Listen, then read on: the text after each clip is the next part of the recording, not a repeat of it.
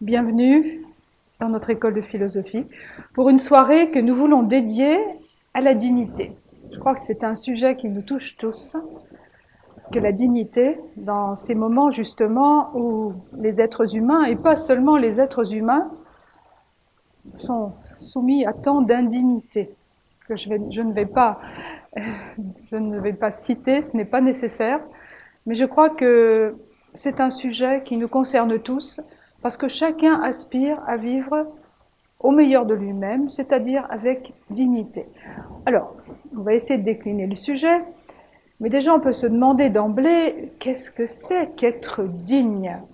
Et la première chose qui me vient à l'esprit, en regardant la rose, cette rose qui est très belle, c'est de me dire, quelle est la dignité pour une rose?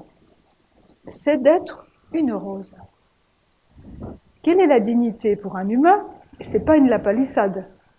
C'est d'être humain, d'être pleinement humain. Est-ce une évidence? Est-ce quelque chose qui s'acquiert, qui se construit?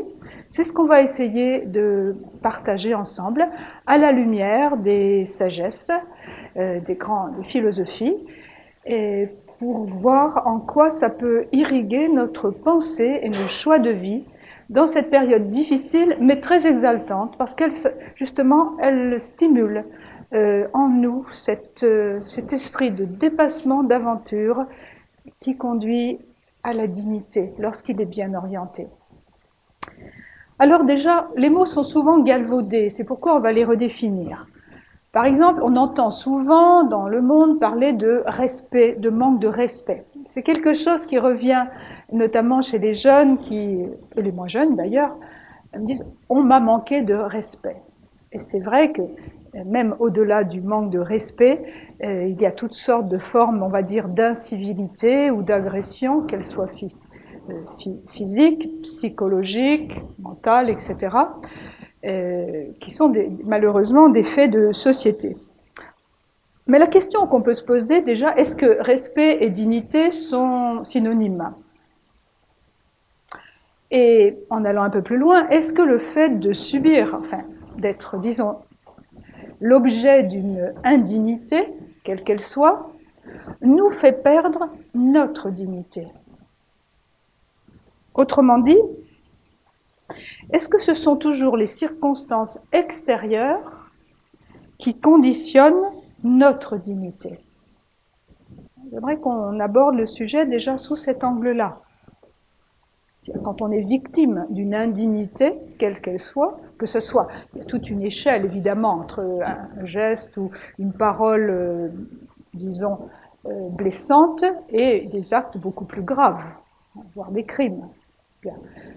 Face à cela, est-ce que ces circonstances extérieures vont conditionner la dignité de l'homme? C'est-à-dire celui qui les subit, va-t-il perdre ou non sa dignité? Et inversement, on pourrait se demander s'il suffit d'avoir une vie à peu près normale, correcte, comme on dit, selon les critères, disons, de bonne morale sociale, pour être quelqu'un de digne. Parce que ce qui nous intéresse en tant que philosophe, c'est de se poser la question de la posture intérieure, à partir de laquelle on va agir. Il y a l'acte et il y a la posture. Un exemple, le non-agir. Vous savez, comme on dit, j'ai entendu aujourd'hui, malheureusement, des infos qui se répètent, la non-assistance à personne en danger, qui est souvent le fait d'un collectif de gens qui doivent se sentir certainement très mal, mais qui n'osent pas, pour différentes raisons, intervenir pour aider quelqu'un en difficulté. Malheureusement, ce sont des faits quotidiens. Donc la question qu'on peut se poser, c'est est-ce que le non-agir, dans ces cas-là, non seulement est un délit, mais est-ce que c'est aussi un manque de dignité? Alors, par rapport à cette question de l'importance des circonstances extérieures qui peuvent ôter la dignité, j'aimerais donner tout de suite un contre-exemple, puisque nous avons beaucoup, heureusement, d'exemples nobles qui nous rassurent sur les possibilités humaines. Il y a beaucoup d'exemples historiques ou actuels de personnes qui se sont dépassées et qui ont fait preuve d'une grande noblesse, d'un grand courage, d'une grande dignité, voire d'héroïsme dans certains cas, face à des situations littéralement abjectes. Sans aller chercher très loin, vous avez l'exemple des déportés. Bon, à Lyon, on a Jean Moulin, ou je voudrais citer une jeune femme qui était déportée pendant la Seconde Guerre mondiale, et qui n'est pas très connue, qui s'appelle Eti Ilesum, et qui a, dans des conditions absolument atroces, a prononcé une phrase qui est très belle, qui pour moi illustre une profonde dignité intérieure, et qui a dit « Je n'ai nul besoin de faire bonne figure aux yeux du monde extérieur. J'ai ma force intérieure, et cela suffit, le reste est sans importance. » Bon, ça... Alors, très souvent, lorsque on est confronté à ces exemples d'action, de courage qui nous font lever les yeux vers quelque chose d'un peu plus haut que nous, la tentation serait de se dire, je l'ai souvent entendu, oui, mais ce sont des personnes exceptionnelles, certainement, et elles sont comme ça, entre guillemets. Elles sont dotées de cette nature, de cette exemplarité, de ce courage, de cette dignité, de ce que vous voulez, qui fait ils ou elles sont aptes à répondre avec dignité au pire. Et c'est intéressant cette question. Est-ce que vraiment on se connaît? Quand je disais tout à l'heure, la dignité c'est être humain. Ma dignité, ça serait d'être moi-même. Vous savez que les philosophies, l'essence de la philosophie, la quête de la sagesse, l'amour de la sagesse, passe vers la connaissance de soi. On a tous envie de se connaître en profondeur. Connais-toi toi-même et tu connaîtras l'univers et les dieux. C'est ce qui était écrit sur le fronton du temple de Delphes. Mais c'est quoi se connaître? Qu'est-ce qu'on connaît de soi-même?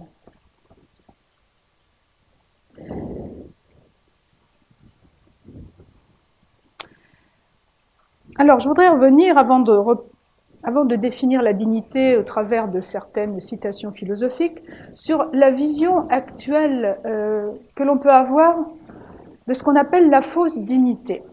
Qu'est-ce que ça serait la fausse dignité? Bien, tout simplement une dignité qui s'appuierait sur des positions sociales, disons un prestige extérieur. Alors, je vais vous citer une belle phrase de Shakespeare, qui était un sage quelque part, dans Mesure pour mesure, et qui, avec son langage fleuri et magnifique, a écrit « Ô dignité, ô pompe extérieure, qu'il t'arrive souvent d'extorquer le respect craintif de la multitude insensée, par l'éclat de tes vêtements, de ton enveloppe visible, et d'enchaîner les sages séduits à tes fausses apparences. » Il n'y a pas besoin de beaucoup de mots. C'est certain que, à des niveaux variés, nous sommes tous quelque part, disons, formatés à rechercher ce qu'on peut appeler une reconnaissance sociale, c'est-à-dire par l'extérieur. Ce n'est pas mauvais en soi. Simplement, peut-être que placer sa dignité dans une position sociale, un paraître, une ascendance illustre, une bonne fortune, ou ce que vous voulez, nous réduit à des critères que l'on peut perdre. Parce que ce que l'on peut perdre, est-ce que c'est vraiment l'essentiel? Et ça nous fragilise, surtout dans cette période d'instabilité, où il est facile de perdre son job ou même d'avoir des revers de fortune, c'est malheureusement assez courant. Alors, on cesse d'être digne. Je prends un exemple auquel on a pu être confronté lors de nos maraudes, notre volontariat philosophique dont on vous a parlé. On peut être dans la rue, sans abri, comme on dit pudiquement, un clochard, mal vêtu, et pourtant être digne. Certains nous ont impressionnés. Et inversement, on peut être, comme disait Napoléon à propos de Talleyrand, comment disait-il, il parlait de merde dans un gant de velours, hein, dans un bas de soie, c'est ça. Excusez-moi, c'est un peu brutal, mais c'est une réalité aussi des courtisans. Donc, qu'on soit dans une autre époque, est-ce que c'est si différent que ça? Donc, faisons attention à la vanité des apparences, à cette fausse dignité. Du paraître, voilà, mon image, voilà, comme vous savez, les stampilles, vues à la télé. Vues à la télé, comme si c'était un garant de valeur et de dignité quelconque. Bon. D'ailleurs, cet aspect-là n'est pas négligeable, la fausse dignité, puisque Platon, dans ses dialogues, et notamment dans La République, a expliqué que c'était ce culte de l'apparence, d'une dignité extérieure, provoquait ce qu'il appelait des altérations de l'âme, c'est-à-dire des sentiments et des pensées, qui amenaient à la corruption généralisée des gouvernements. No comment par rapport à ça. Il y a quand même quelque chose d'intéressant dans cette pensée, puisqu'il disait que ça conduisait à ce qu'il appelait la timocratie ou la quête des honneurs, comme fondement d'une quête de vie. Donc, c'est peut-être quelque chose auquel on doit prêter attention. Alors, d'où ça vient cette quête d'une fausse dignité? Eh bien, ça vient d'un rapport déformé à la réalité. Qu'est-ce qu'il faut entendre par là? Chacun de nous perçoit la réalité en fonction de son, on va dire, son champ de conscience, son niveau de conscience, qui sont comme des étages dans un immeuble, qui n'ont rien à voir avec les capacités de chacun. Mais la conscience permet de discerner, disons, une réalité plus ou moins simpliste ou complexe et inclusive. Et j'ai lu récemment un livre très intéressant que je ne peux que vous encourager à lire, et qui s'appelle « La densification de l'être » de 3 auteurs, je vais vous les donner tout à l'heure, Chapuis et Vénard, Christian et Guillaume Vénard, qui sont en fait respectivement un médecin militaire, un officier de l'armée et un aumônier catholique militaire, et qui ont fait un constat à partir des hommes qu'ils devaient former sur la grande fragilité intérieure et qui les rendait justement parfois, les mettait dans des situations périlleuses au vu des missions exigeantes et difficiles qu'ils avaient à accomplir. Mais ils sont partis de ce constat pour l'appliquer, on va dire, à la société civile. C'est-à-dire nous faire prendre conscience qu'on était très peu armés intérieurement pour affronter les situations difficiles. Et que même de bonnes personnes pouvaient tomber dans l'indignité par manque de préparation intérieure. Alors dans le livre, il y a un certain nombre de constats que nous jouissons en Occident d'une culture assez brillante et éclectique, mais très matérialiste.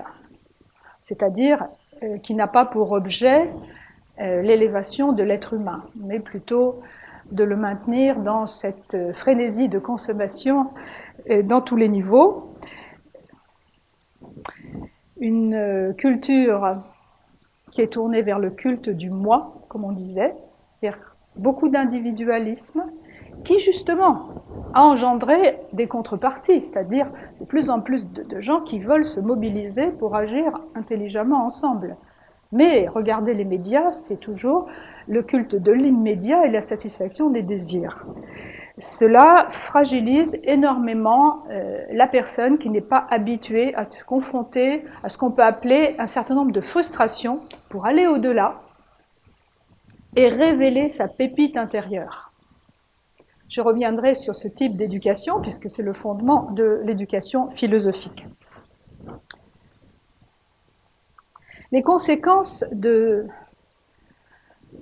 cette éducation qui est très partielle et uniquement intellectuelle, c'est qu'elle fragilise parce qu'on n'a plus une vision de soi globale, mais partielle. C'est-à-dire on est éparpillé, on est éclaté. Et il est très difficile de s'engager avec soi-même, avec la vie, quand on est éclaté, parce qu'on ne sait pas quel morceau va nous piloter. D'où un grand sentiment d'impuissance qui souvent me peine quand j'entends les gens qui se sentent impuissants face aux situations qu'ils traversent.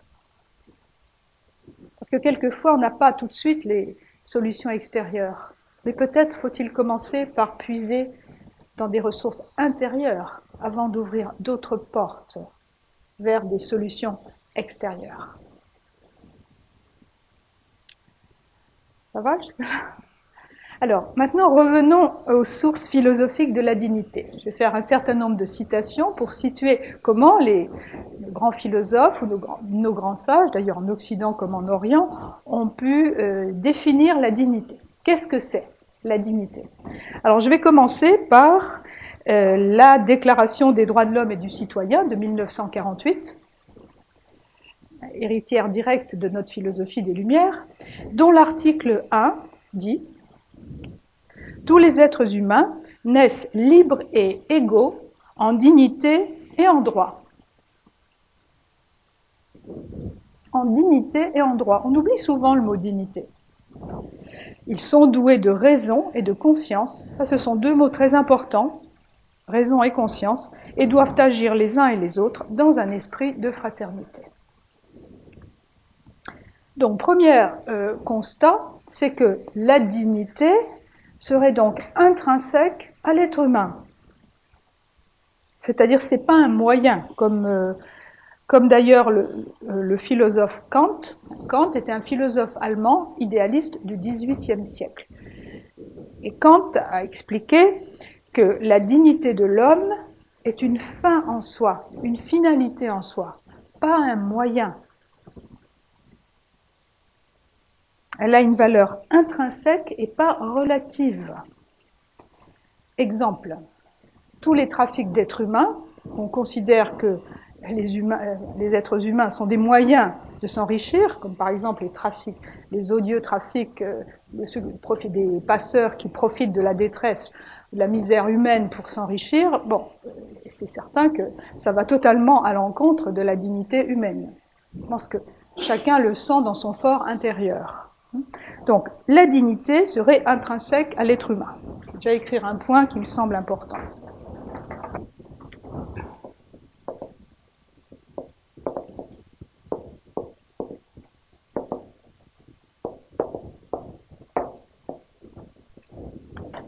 Donc, elle n'a pas de prix.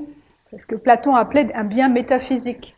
On peut pas avoir une certaine quantité de dignité. Soit on fait preuve de dignité, soit non.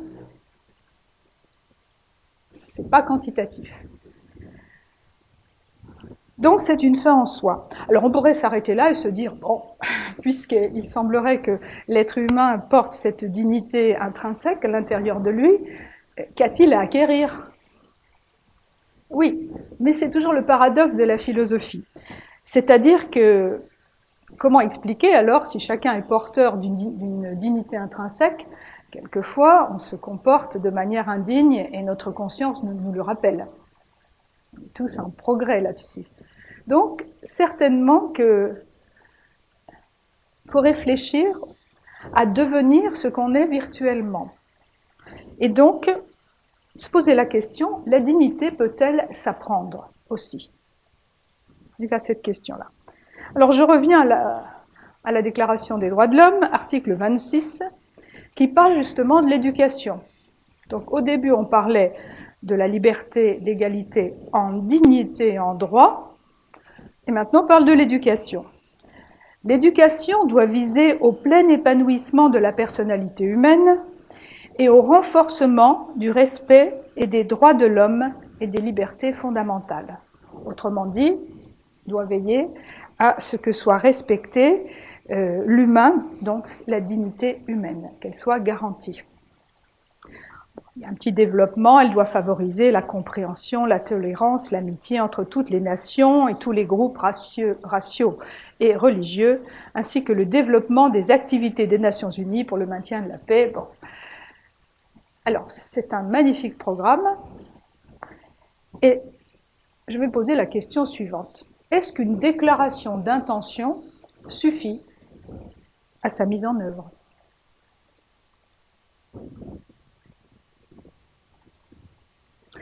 Alors, je reviens à un autre philosophe de la Renaissance. Parce que vous savez, la Renaissance, 15e et 16e siècle, était une période très intéressante où on a vu un retour à la fois de la sagesse antique et de nouvelles formes d'art et de sciences magnifiques qui auraient pu me laisser penser qu'une trajectoire de progrès allait être continue, ça n'a pas été le cas, mais c'est aussi une époque très trouble de grandes persécutions. Comme quoi, l'ombre et la lumière sont toujours de pair, fonctionnent toujours de pair. Ça, c'est une constante historique et dont la philosophie doit tenir compte, justement, pour comprendre comment on va accéder à la dignité. Alors, parmi les philosophes de la Renaissance, un Italien s'appelle Pic de la Mirandole, qui était un philosophe et un théologien humaniste de la Renaissance. L'humanisme, c'était ce courant philosophique de la Renaissance, justement. Donc on peut synthétiser par ce célèbre schéma, qui était bien utilisé aussi par la pub, bien récupéré, qui est le fameux homme de Vitruve, de Léonard de Vinci, et qui synthétise l'image de l'homme au centre de toutes les choses, pas dans le sens d'anthropocentrisme, mais d'une vision d'un homme relié à lui-même, aux autres et à la nature. J'y reviendrai tout à l'heure. Bien, donc ce Pic de la Mirandole, qui a traduit un certain nombre d'œuvres de l'Antiquité grecque, a dit quelque chose de très intéressant, toujours pour continuer dans cette idée de mise en œuvre de la dignité. Il a dit « L'apprentissage de la dignité se fait par le libre choix de la condition humaine. »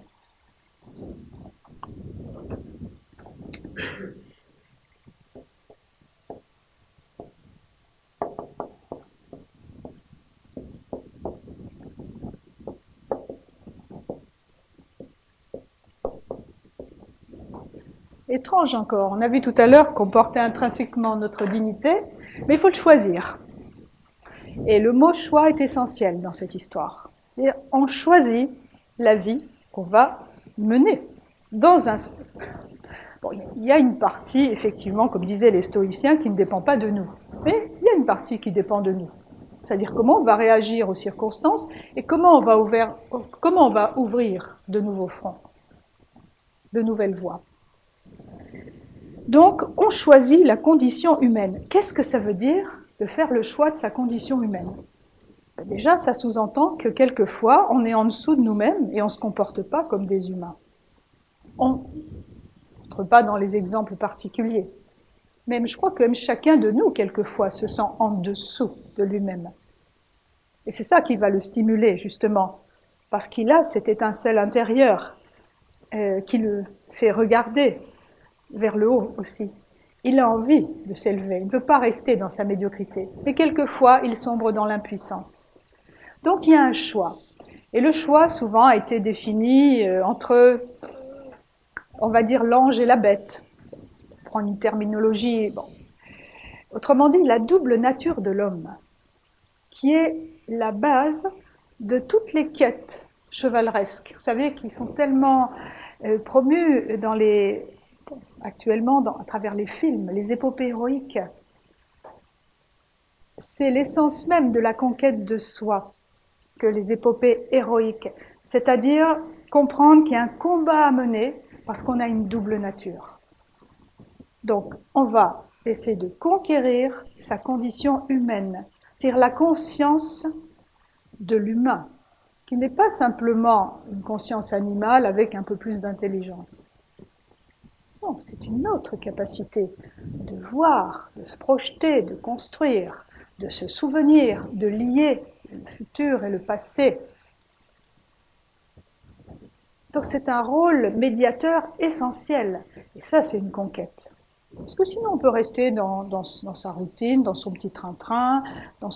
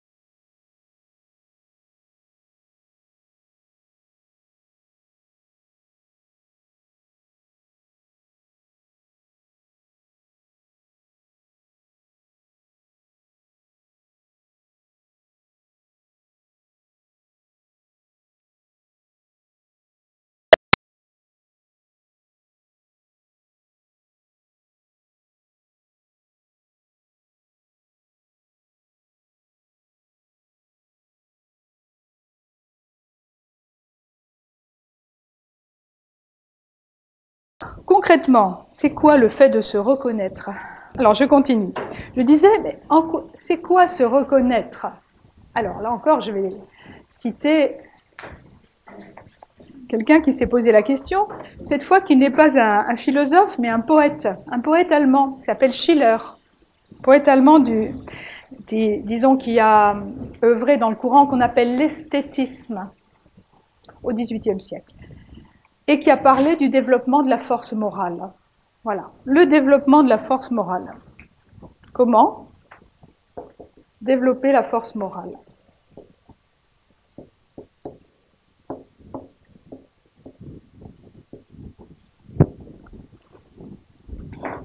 Je ne sais pas si j'ai une citation, non, pas là.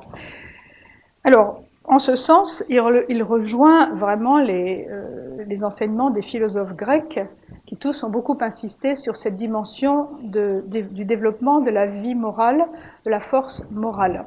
Et je voulais donner un autre exemple pour vous faire sentir que quand on touche à des sujets aussi profonds et essentiels, on commence à toucher l'universel et qu'on retrouve un petit peu les mêmes enseignements fondamentaux.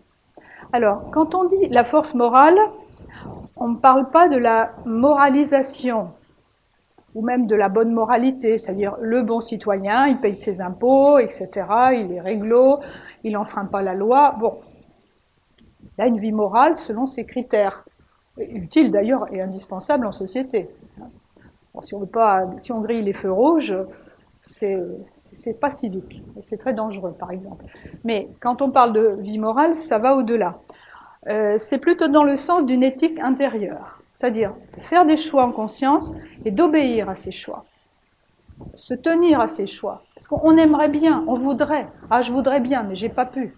Et justement, c'est d'apprendre à pouvoir. Là, on gagne en dignité.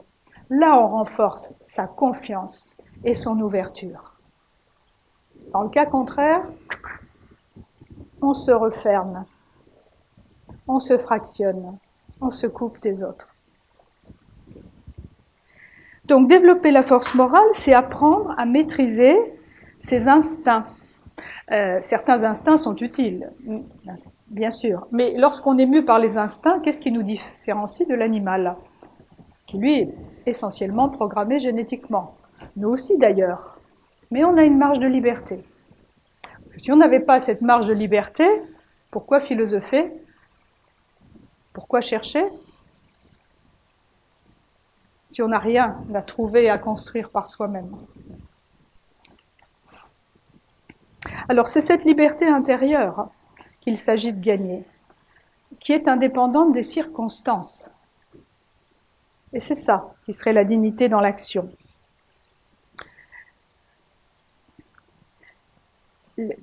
Ça part évidemment d'une conception métaphysique de l'existence. Sinon, c'est très difficile de comprendre ça. Si on considère qu'on est un produit fini, qui est la vision matérialiste, qui n'est pas la vision spiritualiste, c'est-à-dire qui considère l'homme dans sa globalité, le corps, sentiment, mental, esprit, c'est-à-dire une entité reliée à tout ce qui l'entoure.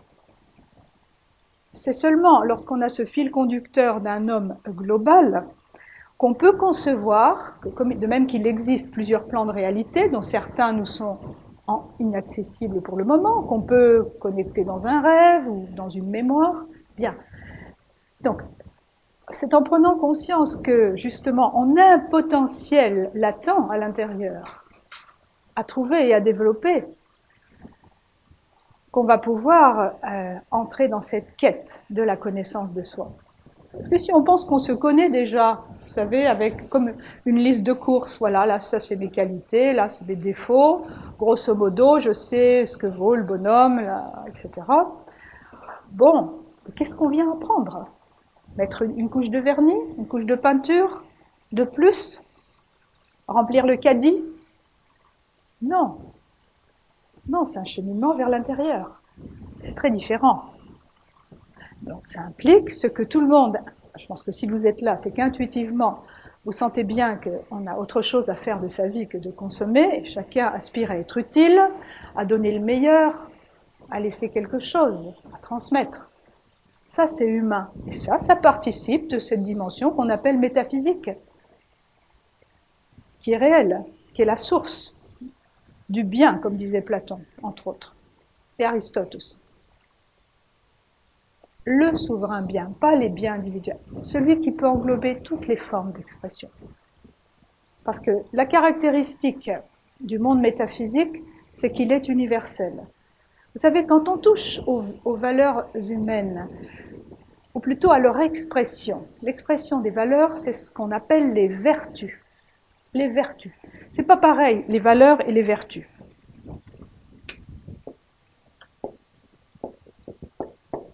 Les valeurs, liberté, égalité, fraternité, sont de très belles valeurs partagées. Mais les vertus, c'est suis-je capable de vivre fraternellement? Quand tout va bien, ok. Et quand tout ne va pas bien? C'est-à-dire quand je me sens justement, je me sens incompris, je me sens blessé, non reconnu, etc., etc. Est-ce que je suis capable d'agir en fraternité? Au-delà de ce qui peut me déranger, de me remettre en cause, qui me fait peur, qui me fait perdre mes repères. Là, ça demande l'exercice des vertus. Les vertus dont peut-être une des plus belles est le courage. Vous savez que l'étymologie du mot courage, ça vient du latin, cor agere, c'est-à-dire agir avec le cœur. Donc on ne parle pas d'une témérité de faire n'importe quoi, de rouler sans casque à 200 à l'heure, par exemple. Ça, c'est de la témérité, ce n'est pas du courage.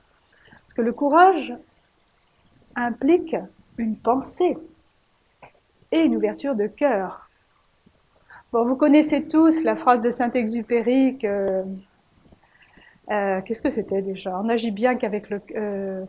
l'essentiel est invisible aux yeux. Et la suite, c'était quoi? On ne voit bien qu'avec le cœur. On ne voit bien qu'avec le cœur. Et la philosophie, c'est apprendre à voir les choses. C'est pas tout de comprendre un discours. Est-ce qu'on est capable de voir autrement sa propre réalité et ce qui nous entoure? Et ça, l'intellect seul ne peut pas le faire. Il faut l'ouverture du cœur. Donc, une éducation à la dignité, c'est quoi? C'est le choix du supérieur en l'homme.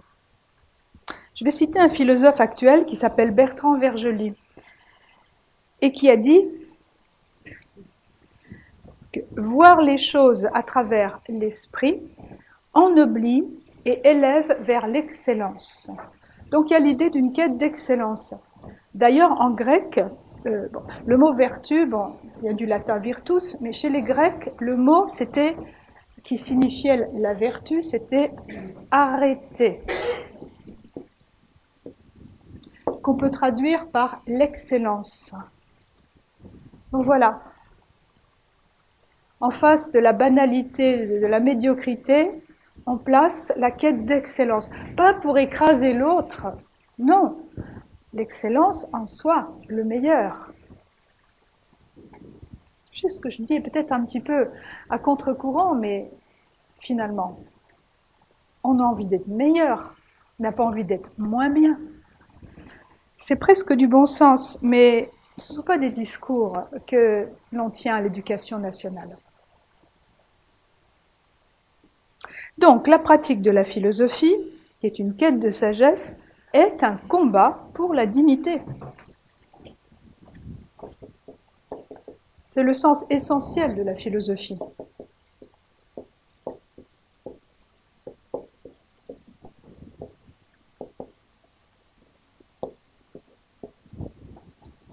Vous vous demandez peut-être en quoi c'est un combat pour la dignité, puisque, comme on l'a dit tout à l'heure, la philosophie est étymologiquement l'amour de la sagesse, philosophia, donc serait une quête de connaissance de soi, des lois de la nature, etc.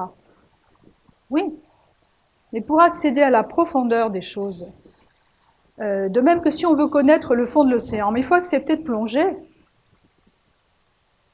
On change d'état, si je puis dire. On se risque à aller vers l'inconnu, avec intelligence, avec discernement. Mais on ne peut pas rester, comme dans la parabole du poisson et de la tortue dans le bouddhisme, on ne peut pas rester sur la rive et dire « Mais explique-moi, poisson, comment c'est au fond de l'eau ?» Ou le poisson demandait à la tortue « Et c'est comment la vie sur la terre ?» Non. Si on ne l'expérimente pas, on ne peut pas prendre conscience de ce que c'est. Et c'est la même chose avec la vie intérieure. La vie intérieure, on en a quelques aperçus à travers nos intuitions, dans ces moments où on se sent relié, où les choses deviennent simples et claires et ordonnées. Ça peut être aussi dans des rêves. Donc, on possède tous une intériorité. L'enjeu, c'est est-ce qu'on veut faire l'effort d'y accéder? C'est-à-dire, de même qu'une graine, je peux parler d'une graine parce que dans 3 jours, c'est l'automne, vous savez. Et pour un philosophe, c'est intéressant l'automne. C'est le printemps des philosophes, disaient les Grecs. Qu'est-ce qu'on fait en automne? Que font les agriculteurs? Qu'est-ce qu'ils faisaient? Ils plantent les graines. On plante la graine pour qu'elle devienne ce qu'elle est, c'est-à-dire qu'elle développe sa dignité, sa nature d'être, sa vertu. Mais comment ça se passe? Le parcours de la graine n'est pas un long fleuve tranquille. La graine, elle doit accepter d'aller dans le sous-terre et d'éclater pour libérer le germe. Virtuellement, elle possède tout. Dans un petit gland, il y a tout le chêne virtuellement. Oui, mais si le gland n'est pas planté dans le bon moment, dans la terre profonde, et entretenu par le bon jardinier, on est des jardiniers de nous-mêmes aussi, mais il n'y aura peut-être pas d'arbres, il n'y aura peut-être pas de fleurs, il n'y aura pas de fruits, donc il n'y aura pas de transmission, donc il n'y aura pas de civilisation durable. Donc c'est intéressant d'apprendre de la nature pour un philosophe.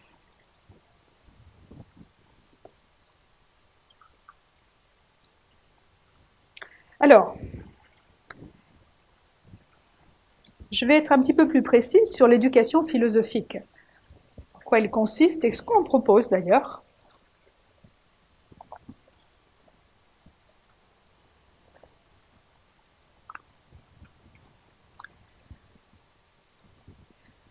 Ce que l'on propose, c'est de puiser aux sources des sagesses du monde, ce qui est atemporel et invariant, c'est-à-dire au-delà des formes multiples, culturelles, etc., il y a des éléments qui perdurent, c'est-à-dire dans lesquels peuvent se reconnaître des hommes de tout temps et de tout lieu. Voilà ce qui nous intéresse. La philosophia perennis, comme disaient les humanistes de la Renaissance. Et pour l'expliquer simplement, elle propose, bien entendu, une recherche qui touche tous les plans de l'être et qui s'organise autour d'un triptyque qui est un triple niveau de relation. C'est-à-dire, pour être digne, l'homme, selon la philosophie de manière classique, c'est-à-dire globale, doit apprendre à rentrer en relation avec lui-même, en profondeur, avec les autres, pour jouer son rôle socialement, devenir un citoyen responsable, comme on dit, et aussi doit se connecter avec la contemplation des lois de la nature, c'est-à-dire 3 axes de conscience, les 3 ensemble. Alors, qu'est-ce que ça veut dire la dignité envers soi-même? Bon, je crois qu'on en a déjà un petit peu parlé. Je vais citer la directrice actuelle de Nouvelle Acropole qui a dit dans un de nos éditoriaux « Une bonne éducation contribue à développer la dignité parce qu'elle doit promouvoir une salutaire vie intérieure. » On a le critère de la vie intérieure.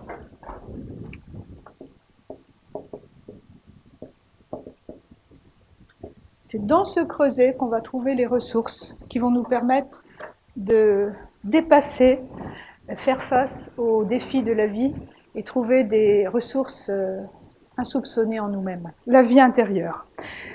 Donc, une salutaire vie intérieure, un certain nombre de valeurs morales, le sens même de la vie et des buts, pour exister avec courage et décence. Courage et décence. Le sens de la vie, c'est la quête de la philosophie. Pourquoi on est là? Est-ce qu'on a un destin? Dans quelle mesure est-ce qu'on le construit? Ce sont les questions philosophiques. Bien. Un sens Une vie intérieure, c'est-à-dire les réponses, on va les trouver à l'intérieur de soi, elles ne peuvent pas nous être données de l'extérieur. Vous direz, pourquoi je fais une conférence alors? Ben, tout simplement pour peut-être vous encourager à aller chercher dedans. Je pense que c'est déjà une préoccupation puisque vous êtes là. Et l'idée de courage et de décence. Décence, alors peut-être que le mot est galvaudé, décence, on va voir peut-être quelqu'un d'un peu coincé, bon, qui est carré, qui n'est jamais borderline. La décence, c'est une posture morale. Je pense à une phrase d'Albert Camus, qui citait son père. Pendant la guerre d'Algérie, il y a eu beaucoup d'atrocités qui ont été commises. Et un jour, le père d'Albert Camus a été témoin d'une scène atroce de crime, d'assassinat. Et il aurait dit, donc le père de Camus aurait dit, un homme, ça se retient. Je pense que c'est ça, la décence. C'est-à-dire, est-ce qu'on est capable, dans cette société du no limit, de se donner des limites dans tous les plans?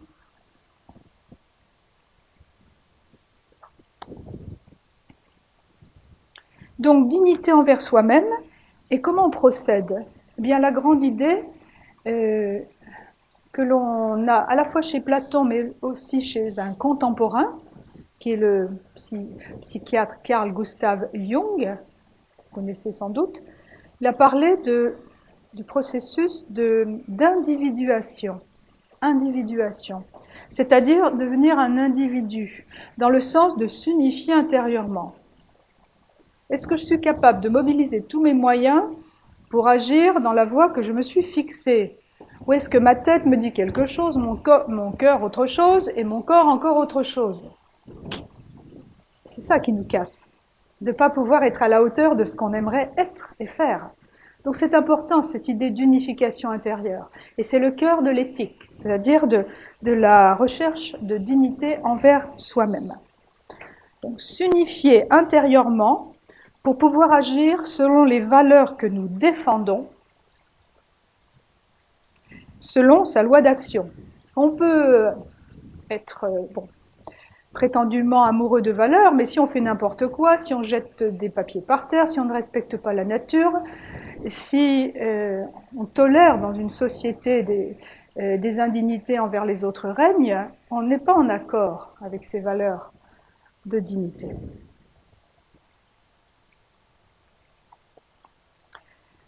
Donc, comme je l'ai dit, pour que ceci soit possible, que la vie intérieure soit possible, cet accès à soi, il faut la reconnaissance d'une transcendance, c'est-à-dire d'une dimension qui reste inchangée et qui est appelée à devenir, comme une graine virtuelle, une pépite à l'intérieur de nous. Puisque tout ça tend vers l'éveil de notre potentiel. C'est pas abstrait, vous savez, l'éveil du potentiel. On part des peurs. Alors, un tel, il a peur de parler aux autres, il a peur d'être rejeté, de ne pas être aimé, peur de sauter, de nager, peur de l'eau. Il y a plein de peurs, peu importe. Chacun va avoir un terrain distinct, mais fondamentalement, le travail est le même. Comment on va vaincre cette peur? Comment on va trouver en soi l'audace de faire un pas de plus? Et qu'est-ce qui va nous donner confiance et joie, qui va nous dilater l'âme, sinon le fait d'avoir dépassé une peur? Et comment on peut dépasser une peur? Pas par des arguments rationnels, la voie de l'exemple, et aussi se faire confiance. Il n'y a pas d'autre voie, c'est la voie de l'action. Donc on est loin de la pédagogie qui prévaut dans nos institutions scolaires à l'heure actuelle, où c'est plutôt l'inverse. On cherche tout le temps à rassurer. Et surtout que rien ne dépasse aussi, qu'il n'y ait pas l'exemplarité. Donc développement de l'homme intérieur à travers les valeurs permanentes. Voilà.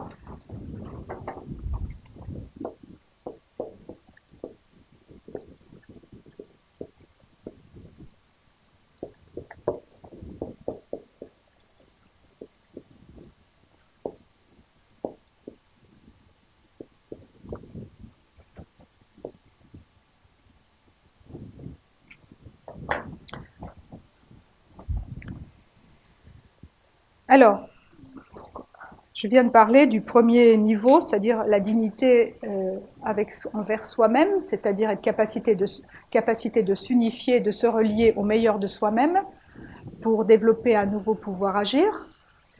Maintenant, il y a un autre niveau qui est la dignité envers les autres. Et ça, on y est beaucoup plus sensible, ce qui est une bonne chose d'ailleurs dans notre monde. Parce qu'à moins d'être totalement égoïste et enfermé, on ne peut pas être indifférent à ce qui se passe autour de nous dans le monde et même autour de nous, dans notre ville, dans nos quartiers. Nos voisins, des fois, qui crèvent de solitude ou de misère. Donc, il est très positif que justement, dans ces périodes tourmentées, des prises de conscience de ce besoin qui rend heureux et qui est naturel de solidarité, d'aller aider à travers différentes formes d'action, auxquelles évidemment nous participons aussi, hein, c'est notre éthique du volontariat, que ce soit au niveau social ou au niveau écologique, il y a de nombreux terrains, on a de nombreux terrains d'action, chacun peut le trouver. Et ça, c'est quelque chose que l'on observe, mais malheureusement, uniquement. Vous avez remarqué que les mobilisations massives, moi, je ne parle pas des initiatives individuelles, en petits groupes, il y en a beaucoup. Mais les mobilisations massives, où on a ce besoin de se rallier à quelque chose qui nous rassemble, qui nous relie au-delà de nos différences, souvent, c'est suite à des moments difficiles. Bon, il y a aussi des exceptions. Il y a aussi la Coupe du Monde de foot, mais ça a été éphémère. Mais on a ce besoin-là. Mais malheureusement, ce sont les attentats, les drames, on va dire collectifs, qui resserrent les liens, comme si on avait besoin de circonstances exceptionnelles pour retrouver notre humanité. Parce qu'il est naturel d'aller vers l'autre et de lui tendre la main. Mais on est quelque part enfermé dans un système d'apparence, de faux semblants, de fausses dignités. On ne se parle pas, on ne se préoccupe pas. Et il faut essayer peut-être de briser la coquille.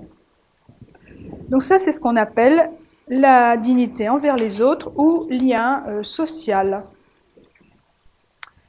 Vous savez, dans le livre dont je parlais tout à l'heure, les témoignages sont que lorsqu'un groupe humain, quel qu'il soit,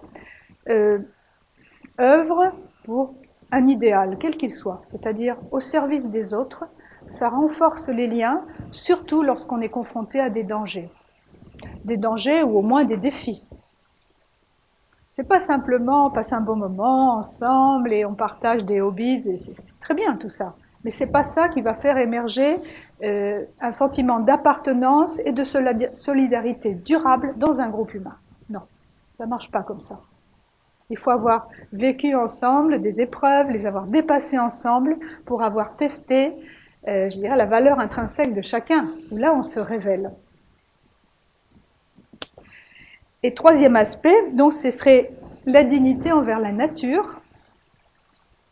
Je pense que ça c'est quelque chose qui est dans l'air du temps et c'est une très bonne chose, puisque l'écologie est à la mode.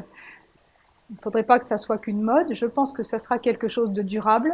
La prise de conscience déjà justement de l'absence de pensée qu'a eu l'Occident au siècle dernier. Quand je dis le manque de pensée, je pèse mes mots. Parce que la philosophie, c'est apprendre à penser. Et en quoi est-ce qu'on peut avoir failli à la pensée? Bien, au niveau écologique, on a plein d'exemples. Par exemple, l'invention du plastique, vous savez, dans les années 60, dont on peut plus se passer, c'est tellement pratique, hein, la matière plastique qui n'est pas corruptible, ça met je sais pas, 1000 ans à se défaire. Bien. Vous savez qu'il y a ce qu'on appelle le 6e continent. Il y a des nappes entières de cochonneries et de matières plastiques dans les océans, dont on ne sait que faire. Donc, la course effrénée à la consommation et l'invention d'un produit apparemment miracle, qui nous facilitait grandement la vie, n'a pas été pensée, parce que la pensée se projette sur les conséquences de nos choix. Donc là, quand on est toujours dans le court terme, on ne peut pas parler de pensée. Et de même, je ne sais pas ce que ça va donner, cette dépendance que l'on a maintenant aux nouvelles technologies. Qu'est-ce que ça donnera si un jour il n'y a plus d'ordinateur, plus de téléphone portable? Bon.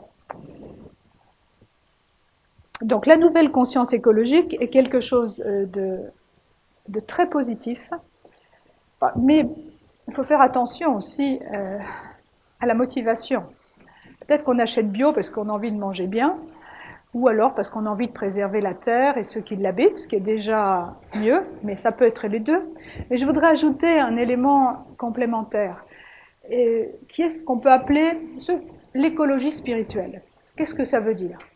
C'est pas seulement disons, une volonté de rétablir un équilibre écologique pour pas que tout cela se termine en catastrophe, essayer d'éviter le pire, mais c'est aussi, c'est-à-dire dans un caractère utilitaire.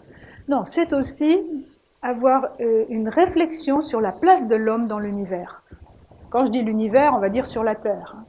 Même si certains veulent aller sur Mars, pour le moment déjà, occupons-nous de notre Terre-mère, notre planète, de notre maison commune, n'est-ce pas? Bien. Et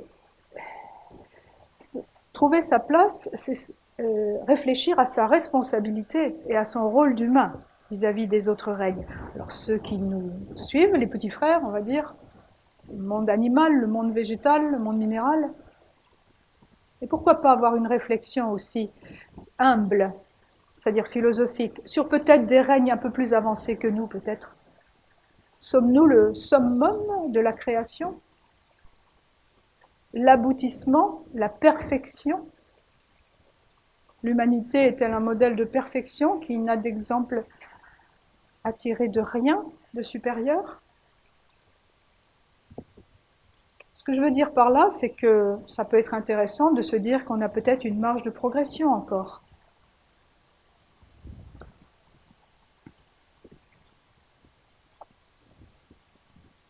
Alors pour terminer avec ça, ce point, je vais vous donner une autre citation de Kant à nouveau, que je trouve intéressante, qui dit « Agis comme si la maxime de ton action devait être érigée par ta volonté en loi universelle de la nature. » Je répète, « Agis comme si la maxime de ton action devait être érigée par ta volonté en loi universelle de la nature. » Enfin, ce qu'il est en train de dire, c'est que on doit utiliser notre volonté pour nous conformer aux lois universelles de la nature.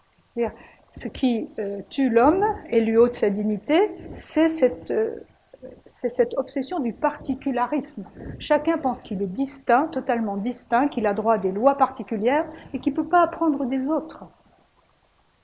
Donc la philosophie classique replace l'homme dans un contexte où il a un rôle à jouer et où il reconnaît qu'il existe des lois de fonctionnement pour la nature qui prévalent aussi pour l'homme. C'est-à-dire qu'on ne peut pas faire n'importe quoi avec soi-même. Que l'obéissance, disons, à ces lois, l'obéissance intérieure, librement consentie à ces lois, nous épargne beaucoup de douleurs. C'est ce qui est expliqué, entre autres, dans l'hindouisme et dans le bouddhisme, avec le dharma et le karma, que nous développons dans les cours de philosophie. C'est-à-dire, on ne peut pas faire n'importe quoi avec soi-même. C'est encore paradoxal, n'est-ce pas? La véritable liberté, c'est de se conformer à sa loi d'action. Encore faut-il la trouver. Parce que la loi d'action, le dharma des hindous, ce n'est pas céder à ses caprices et à ses désirs immédiats. Non, c'est quelque chose qu'on va trouver en profondeur à l'intérieur de soi. Comment je vais servir? Donc vous voyez que tout ça, ça se gagne, c'est une conquête. D'ailleurs, je crois que le Bouddha avait dit « le nirvana se prend d'assaut ». On a une vision parfois très sucrée, très doucereuse des philosophies orientales, mais en réalité, il y a toujours l'idée du combat, mais du combat loyal contre soi-même, pas contre les autres. Pour se vaincre soi-même et se relier aux autres. Ça, c'est la dignité. Alors, pour clôturer, quelle pédagogie? Je crois que c'était un petit peu transversal, la pédagogie qui est celle de toutes les écoles de philosophie traditionnelles et qu'on peut aussi trouver dans certains corps de métier, c'est se confronter à l'action, se confronter à une action qui va nous éprouver, qu'on peut appeler une pédagogie de type initiatique, on va dire. Personne n'avance seul au-delà d'un certain seuil. On a besoin d'encouragement, on a besoin de nous stimuler. Une véritable éducation, ça va aider l'enfant à gagner son autonomie. Mais l'autonomie, vous savez, on la gagne toute sa vie. On n'est pas autonome une fois pour toutes, par exemple, lorsqu'on a une indépendance financière, professionnelle, affective. Bon, c'est un aspect de l'autonomie.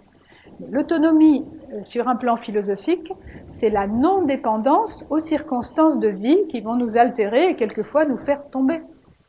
Donc le tout n'est pas de ne pas tomber, mais c'est d'apprendre à se relever. La fameuse résilience, dont on parle beaucoup dans le monde de l'entreprise. Mais déjà, commençons par nous-mêmes. Parce que ça, c'est accessible à tous, c'est un choix. Donc, on a besoin d'une pédagogie de mise à l'épreuve, une initiation, je dirais, au pouvoir, mais au pouvoir intérieur. Sortir de l'impuissance, de la vacuité, pour redonner, je dirais, réenchanter la vie et lui redonner un sens et savoir qu'on peut agir sur soi, avec les autres, avec une vision collective. C'est possible, au-delà de tout ce qu'on peut nous faire croire, puisque nous le faisons, et d'autres le font. Sortons de l'irréalité du monde virtuel, qui est une fuite, pour apprendre à voir la réalité comme elle est et retrouver nos moyens d'action. Je parle d'action juste et bonne, vraie, c'est-à-dire ce qui relie, pas ce qui sépare. Sortons des confrontations stériles, intellectuelles qui nous noient la tête et apprenons à agir à partir de principes simples. Ça, c'est l'offre de la philosophie, en toute dignité. Voilà. Ou pour le dire autrement, apprenons à prendre soin de. Care, disent les Anglais. À prendre soin de quoi? De nous-mêmes, des autres, de notre environnement. Parce que c'est beau prendre soin. C'est-à-dire, on va s'en occuper avec amour, comme vous savez, le petit prince avec sa rose ou le renard. Bon, on le fait avec les gens qui nous sont chers, mais est-ce qu'on ne peut pas élargir un petit peu notre spectre et prendre soin de ce qui nous entoure, de notre ville, dans notre mesure? Je prends soin d'eux.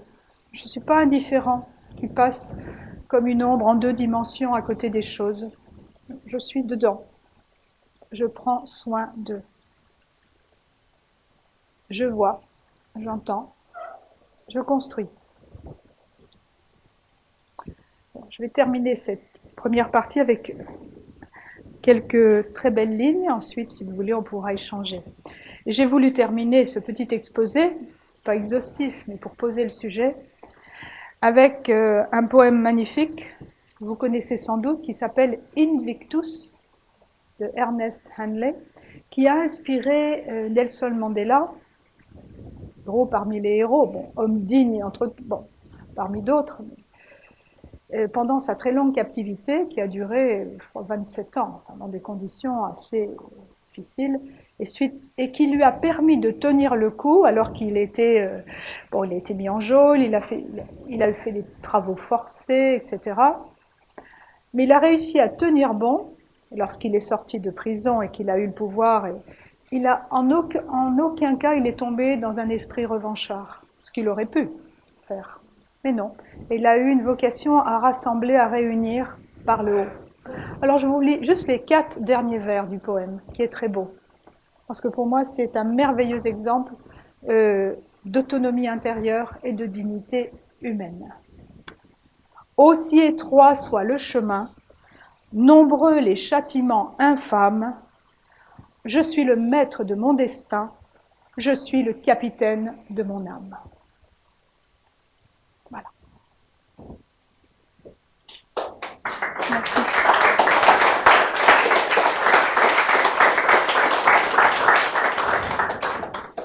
Je vous écoute. Je peux vous passer le micro si vous souhaitez. D'accord. Bien le positionner. Oui, bonsoir. Vous avez fait un parallèle avec la graine qui germait, et j'aime bien ce parallèle au niveau de la démarche philosophique ou initiatique, comme vous l'avez dit. Et ce qui est important au bout, et c'est ce que vous avez très bien fait ce soir, c'est la transmission, parce que tout ce qui n'est pas transmis est perdu. Oui. La graine germe, l'arbre pousse, il donne le fruit, et après c'est justement le fait de pouvoir transmettre le fruit qui a aussi son importance. Et c'est sur ce terrain-là que je voulais vous poser une question. Comment, et vous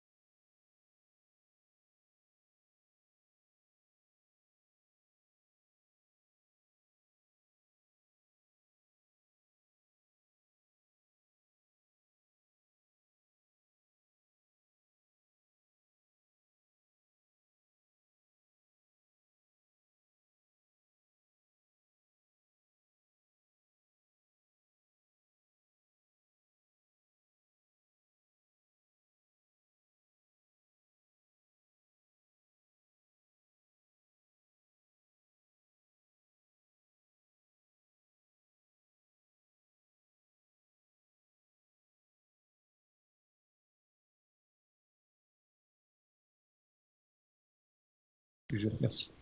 Oui, je vous remercie. C'est une question importante parce que c'est vrai qu'un des maux, si je puis dire, de notre époque, c'est l'individualisme à outrance, alors qu'en fait, bon, on a un instinct grégaire en même temps, mais chacun veut être unique, différent. Je crois que les jeunes ont un cœur idéaliste.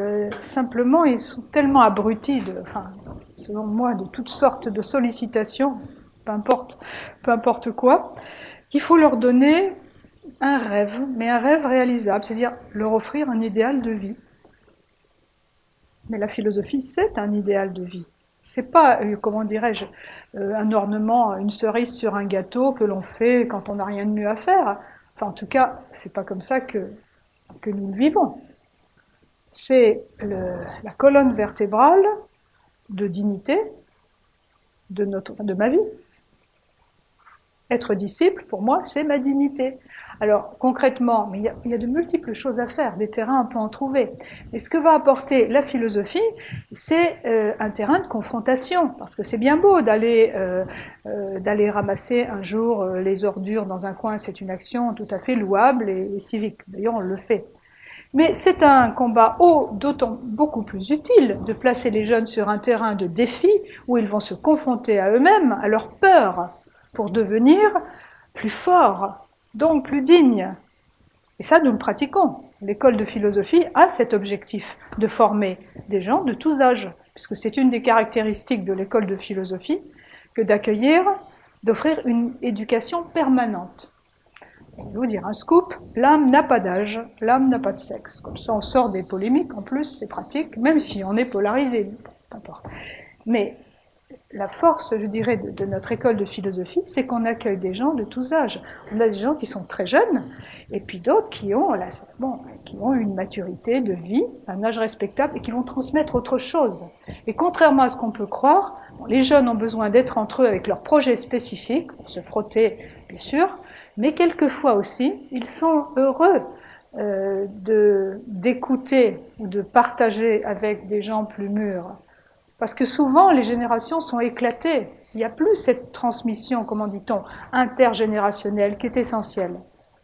Pour les jeunes, il faut leur donner des projets de dépassement. Pas seulement leur dire, voilà, vous allez construire telle ou telle chose, mais s'il n'y a pas à l'intérieur un programme philosophique, c'est-à-dire si ça ne s'appuie pas sur une éthique et un challenge, c'est-à-dire d'oser aller au-delà de leurs limites, du confort, dépasser un manque de sommeil, etc., Et pour arriver à faire des choses qu'ils pensaient impossibles, ils sortiront pas leur potentiel. C'est pourquoi l'éducation philosophique ne devrait pas être l'objet d'une école isolée, mais devrait être au cœur de l'éducation. En tout cas, c'est notre point de vue, qui n'est pas qu'une utopie, mais qui est validé par, à Lyon, 45 ans d'expérience, et dans le monde, notre mouvement a plus de 60 ans d'expérience.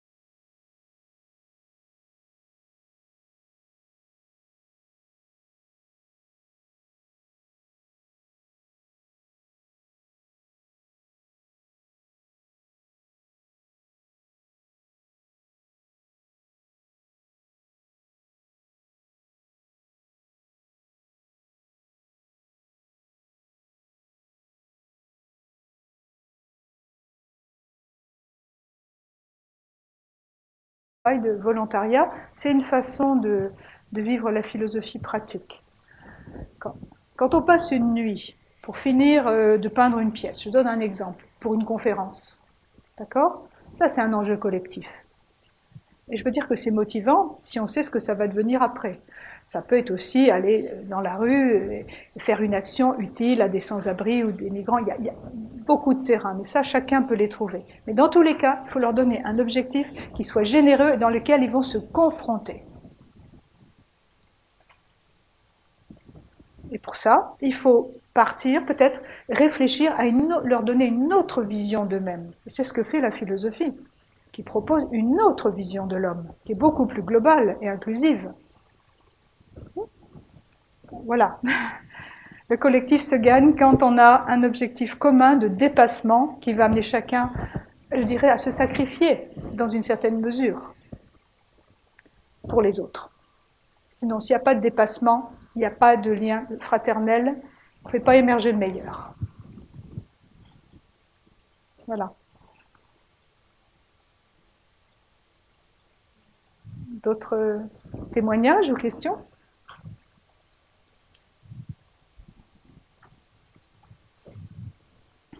Ça vous laisse pantois. Les choses sont simples, je vous assure. Elles sont simples. C'est un choix. Un choix de vie, c'est tout.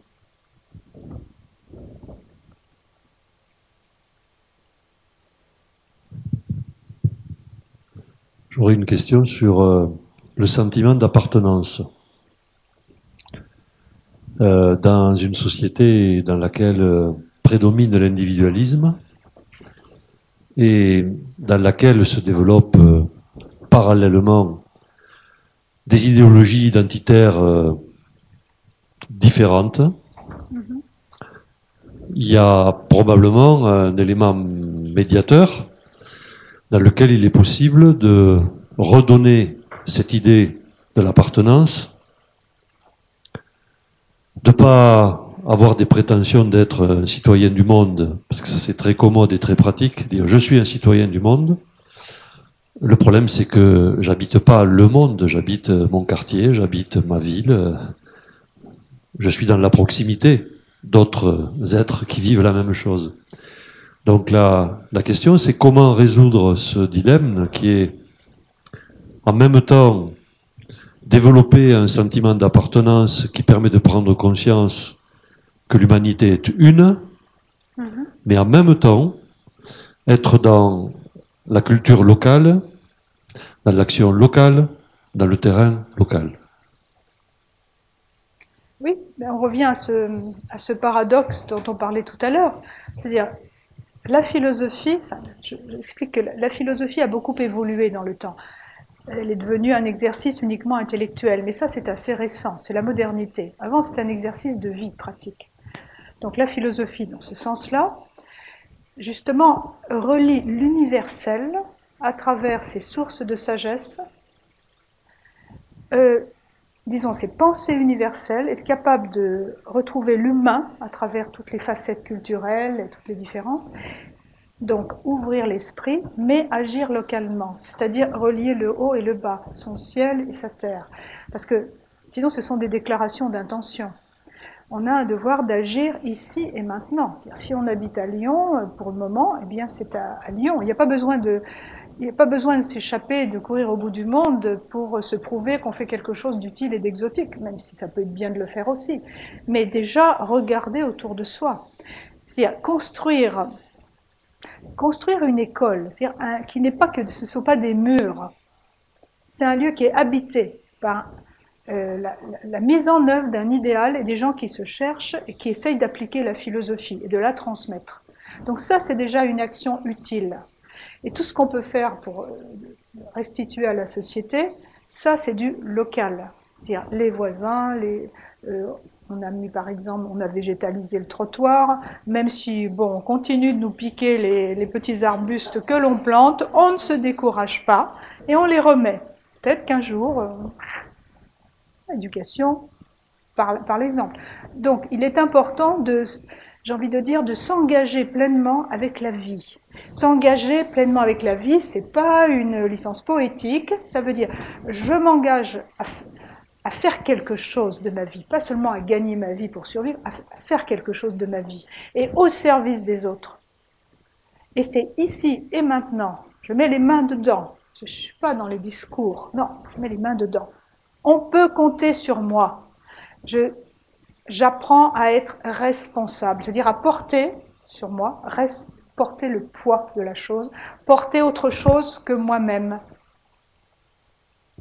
Ça humanise, ça grandit. Et par rapport à la question, c'est donc accepter de se voir au quotidien, des fois dans ses errances, dans ses erreurs, accepter de se corriger.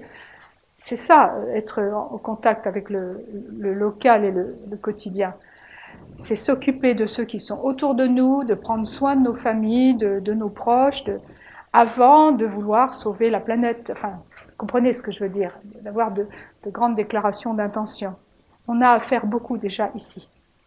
Donc, pensée universelle, mais agir concrètement. Voilà ce que je peux... Ça va, c'est clair? On peut tous faire quelque chose. Vous savez, la dignité, il y a beaucoup de gens qui agissent avec dignité dans l'ombre. Parce que je pense que vous avez compris que la dignité, c'est au regard de sa propre conscience.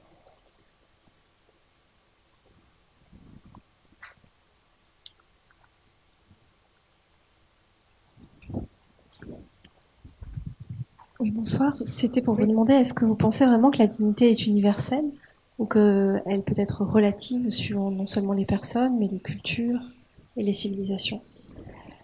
Quand vous dites la dignité universelle ou relative, disons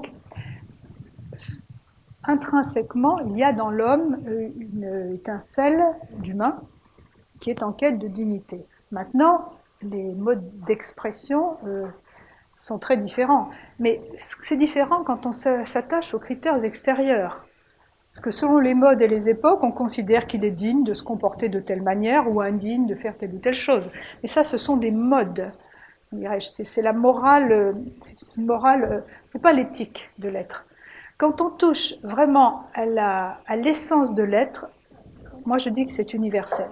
C'est-à-dire un papou, bon, n'importe qui, face à un acte de générosité, de courage, va être touché de la même manière qu'un Lyonnais ou un Chinois ou qui vous voulez. C'est-à-dire quand on fait tomber tous les masques, il y a des choses qui touchent, qui exaltent, qui waouh, qui touchent.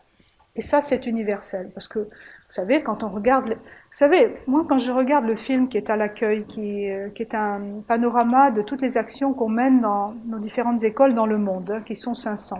Bon, ça tourne vite, peut-être, vous pourrez regarder tout à l'heure. On regarde les visages, mais je me dis à chaque fois, mais non, on n'est pas si différents. Ah oui, certains sont plus bronzés, d'autres sont bon, une petite différence ethnique, comme on dit. Mais derrière tout ça, les regards, mais c'est pas si différent. Donc, oui, la dignité est universelle quand elle touche au plus noble et au plus beau et au meilleur de l'humain. Mais ça s'apprend, tout ça. Parce qu'on a un tel vernis je dirais, de déformation culturelle qu'on veut toujours... Donc on a rendu tabou des choses essentielles et on se vautre des fois dans la vulgarité. Je pense qu'il faut avoir le courage d'oser témoigner de ce qui pour nous est essentiel et ce qui avilit l'homme et ne pas être simplement abêlé avec un troupeau dans le prêt-à-penser qui est épuisant. Le traitement émotionnel des informations est épuisant. Il n'y a aucune pensée derrière tout ça. La caverne de Platon. Donc oui, où que vous allez trouver des gens dignes. Et moi, heureusement, on a beaucoup d'exemples grâce justement aux moyens technologiques. On voit des gens de partout. Et des gens dignes dans des situations de détresse, on voit des visages dignes. Donc ça donne confiance. Partout. Des gens qui crèvent de faim, des fois il leur manque des bras, des jambes, et ils sont dignes. Et d'autres, ce sont des coquilles vides. Donc je pense que oui, c'est un caractère universel, la dignité. Bon. Il nous reste 5 minutes pour respecter l'horaire. Si vous avez une question, sinon on peut s'arrêter là et continuer à discuter autour d'un verre en bas, tout simplement.